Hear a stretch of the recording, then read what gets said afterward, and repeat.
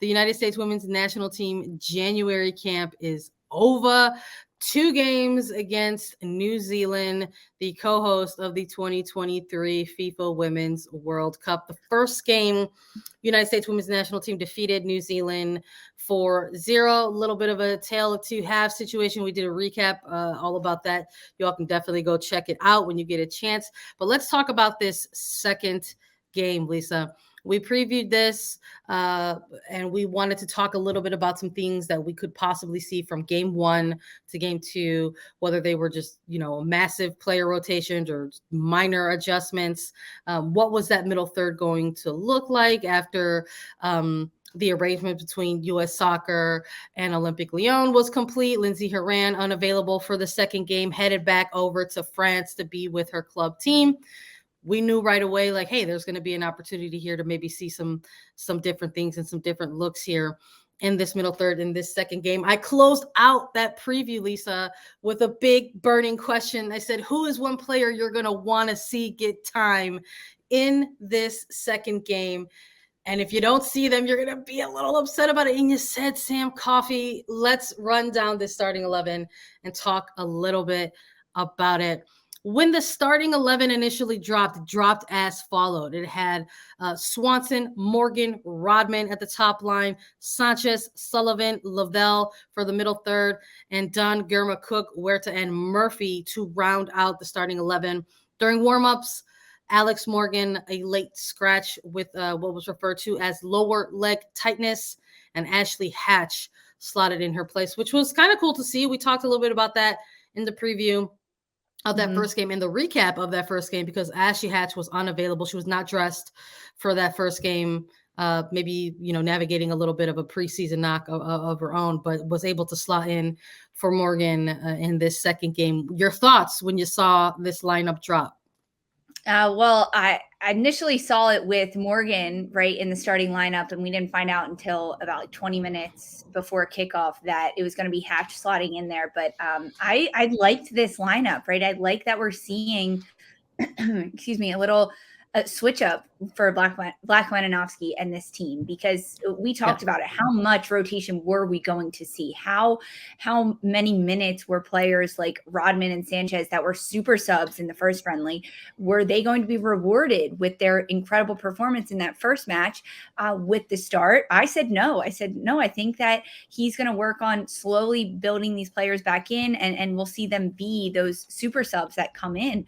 And I was wrong, and I love to be wrong in situations like that, because Rodman ends up earning her third career start, and she is slotted across the top line, and she's playing alongside Ashley Sanchez.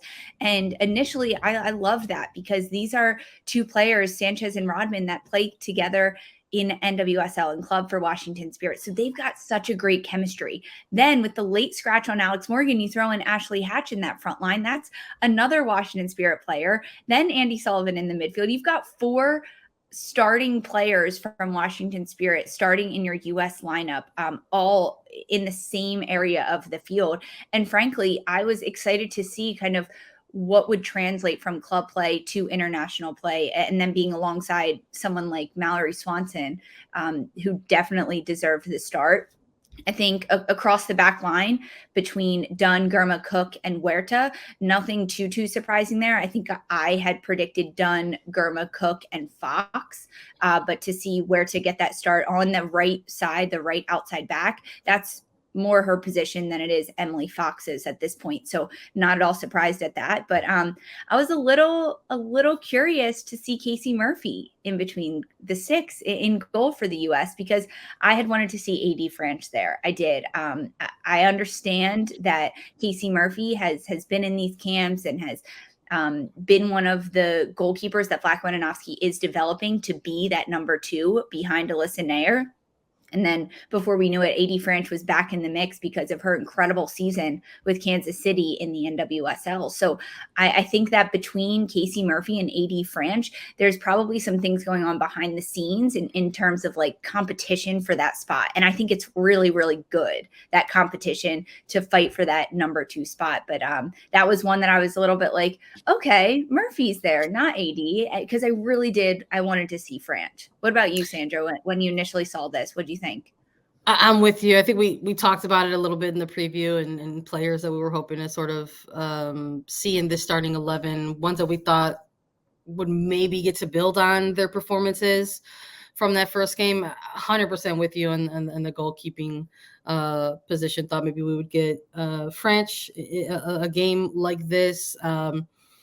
Just for a number of reasons. I mean, it was the first couple of matches to kick off 2023, going up against New Zealand.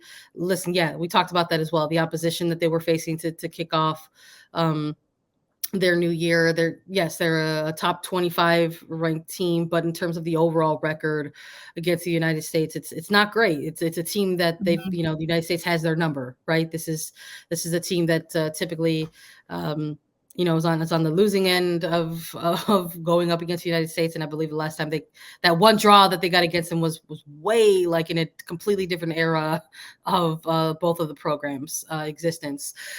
So I thought, hey, maybe these are the couple of games that maybe you give one of them or a full 45-minute shift to somebody like an AD French, a player who has typically been in that number 2 role, someone who has been part of this goalkeeping union for quite some time, and really kind of made her way back into this group sort of post Tokyo Olympic Games, where we didn't really see her anymore after that post Olympic tour, and then going on this incredible run with Kansas City Current and just sort of, pressing the issue. Like this player can no longer be part of this extended pool. Right.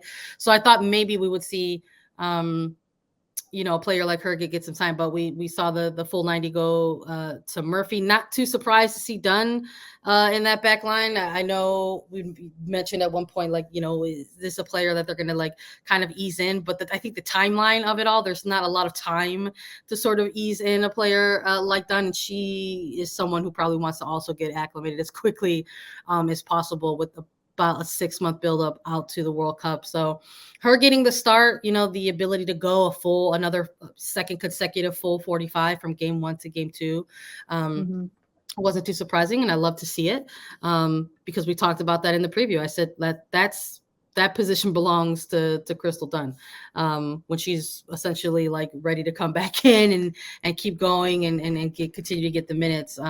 That's hers. So with Herrera out and then with that late game scratch, those are the areas and the positions that really intrigued me. Because those game changers that came in from game 1 were getting the starts in this game too. So, an Ashley Sanchez or a Trinity Rodman. And it was seriously, you said there were 4 of them, 4 Spirit players in this starting 11. It was absolutely United Spirits all the way.